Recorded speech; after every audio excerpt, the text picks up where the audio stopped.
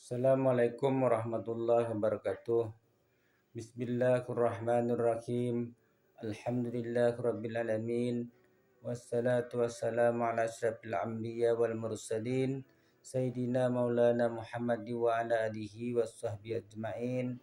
Allahumma salli ala sayyidina Muhammadin al-fatihi lima ughliqa wal khatimi lima sabaqa nasirul haqi bil haqi wal hadi ila siratika mustaqim wa ala alihi haqqa qadrihi wa miqdarihil azim. Amma ba'd. Alhamdulillah, puji syukur kita tujukan kehadirat Allah Subhanahu wa taala. Allahumma shalli ala sayyidina Muhammad wa ala ali Muhammad. Salawat dan salam kita tujukan kepada junjungan kita Rasulullah sallallahu alaihi wasallam dan kepada seluruh keluarga beliau, sahabat beliau, kerabat beliau, dan zuriat beliau dan orang-orang yang mengikuti beliau hingga hari yaumil qiyamah nanti. Pada malam hari ini kita akan membuat satu video kembali masih berkaitan dengan kitab Hidayatus Shaliqin. Bismillahirrahmanirrahim. Bermula kelebihan daripada membaca suratul Yasin. Maka sangatlah banyak kelebihan daripada membaca suratul Yasin. Di antaranya sabda Nabi Muhammad sallallahu alaihi wasallam, "Inna likulli syai'in qalban wa qalbul Qur'ani Yasin. Wa man qara'a Yasin kataballahu bi qira'atiha qira'atal Qur'an asyara marrat."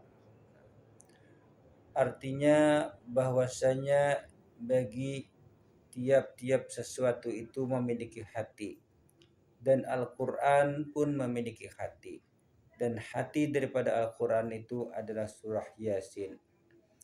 Dan barang siapa membaca daripada surah Yasin sekali, orang itu membaca suratul Yasin sekali, niscaya dicatat oleh Allah Subhanahu wa taala baginya dengan sama membaca orang tadi dengan 10 kali membaca Al-Quran. Nah, ini kelebihan daripada suratul Yasin menurut daripada hadis yang ada di dalam kitab ini. Jadi orang itu membaca Yasin sekali, maka dicatat pahalanya sama membaca 10 kali membaca Al-Quran. Nah, lalu ada orang bertanya, kalau begitu tidak usah lagi baca Quran, cukup baca Yasin saja, pahalanya kan sama dengan membaca Quran baca Yasin 1 kali sama dengan membaca Quran 10 kali pahalanya. Nah, ini kada seperti itu pemahamannya. Kita kalau baca Al-Quran kan banyak dari suratul Fatihah. Nah, ketika kita baca Quran suratul Fatihah, kita mendapatkan pahala suratul Fatihah. Nah, kemudian kita membaca suratul Fatihah tadi mendapat pahala ayat yang pertama yaitu Bismillah, ayat yang kedua Alhamdulillah, sampai ayat yang terakhir. Kemudian kita mendapatkan lagi pahala daripada huruf per huruf. Nah, terus dari suratul Fatihah sampai surah sampai Qul A'udzu Birabbinas, itu setiap membaca ayat, setiap membaca surah diberikan fadilah surah itu masing-masing, dan diberikan pahala pada surah masing-masing, dan diberikan sebagai pahala pada setiap huruf masing-masing. Nah, namun ketika kita sudah selesai membaca dari suratul Fatihah sampai ke Birabbinas, itu satu hatam Al-Quran, lalu diberi lagi pahala menghatamkan Quran tadi. Nah, nanti maksud ini pahala menghatamkan Quran, karena di dalam Al-Quran tadi juga ada surah Yasin. Ketika kita menghatamkan tadi, kita juga membaca suratul Yasin. Nah, jadi ini maksudnya seperti itu, pahala menghatamkan Quran. Nah, sedangkan ketika kita membaca Quran dari setiap surah, itu kita mendapatkan juga pahala per surah, kemudian mendapatkan lagi pahala per ayat, kemudian mendapatkan pahala per huruf, dan juga mendapatkan fadilat per surah, mendapatkan fadilat per ayat. Nah, jadi ini kayak itulah pemahamannya. Jadi jangan salah paham. Jangan salah paham lalu kita baca Yasin, kada lagi membaca surah yang lain.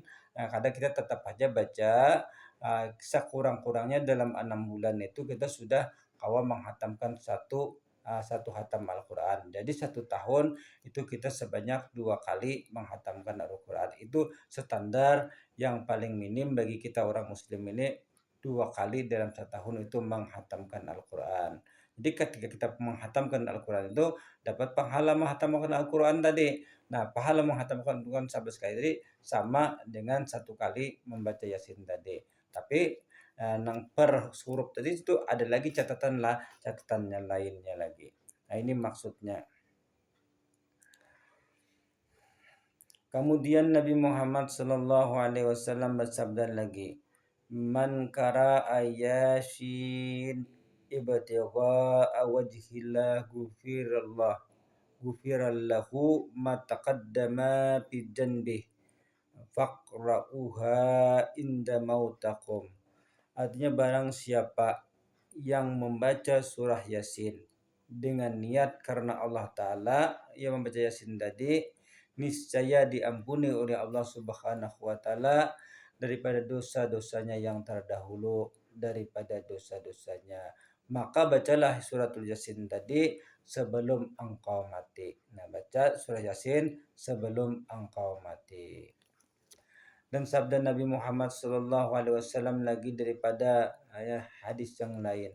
Man qara'a Yasin ghufira lahu wa man qara'aha wa huwa ja'iun sabi'un wa man qara'aha wa huwa dalun hudiya wa man qara'aha wa lahu dalatun wajadaha wa man karaha inda ta'amin khafa qillatahu qafahu wa man karaha inda miyitin huwina alaihi wa man karaha inda imra'atin asyura alaiha waladuha yasurra alaiha wa man karaha faka'anna faqara al-Qur'an ihda asyara marrata wa bikulli syai'in qalbun wa qalbul Qur'an Yasin.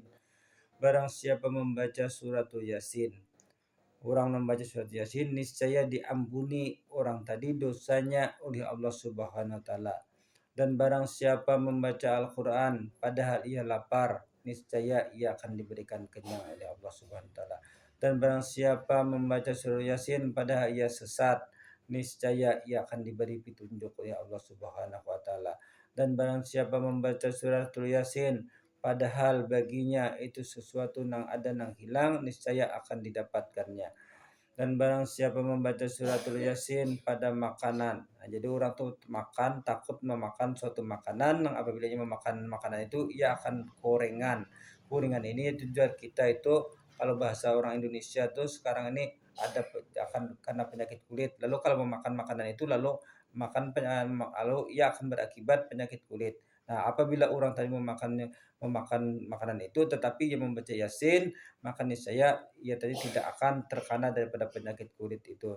Niscaya dan barang siapa membaca akan suratul Yasin yang hendak mati, niscaya dimudahkannya matinya. Artinya orang atau ada orang yang ingin meninggal lalu dibacakan suratul Yasin, maka dimudahkan oleh Allah Subhanahu wa taala orang tadi meninggalnya. Dan barang siapa membaca surah Yasin pada perempuan yang kesusahan untuk melahirkan, artinya orang yang susah melahirkan, dibacakan suratul Yasin niscaya akan mudah ia melahirkan. Inilah daripada beberapa kelebihan daripada suratul Yasin. Nah, ini beberapa kelebihan daripada suratul Yasin menurut daripada hadis di dalam kitab ini.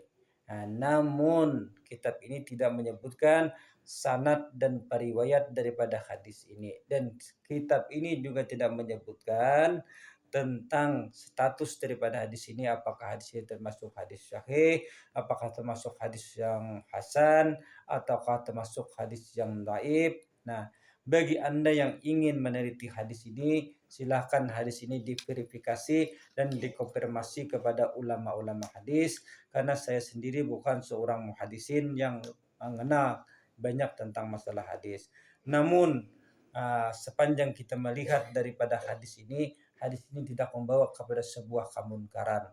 Nah, kalau hadis itu di dalam hadis itu ada mengandung suatu unsur yang bersifat kemunkaran, maka yang diklaim sebagai hadis itu patut dicurigai dan diteliti. Namun sepanjang kita melihatnya tidak ada yang mengarah kepada membawa kepada suatu sifat kemunkaran, Jadi bagi saudara-saudara seiman seagama yang istilahnya kurang meyakini hadis yang disebut di dalam kitab ini oleh penulis daripada kitab ini, silahkan hadis ini diverifikasi dan dikonfirmasi kepada ulama-ulama hadis yang mengetahui tentang status-status hadis.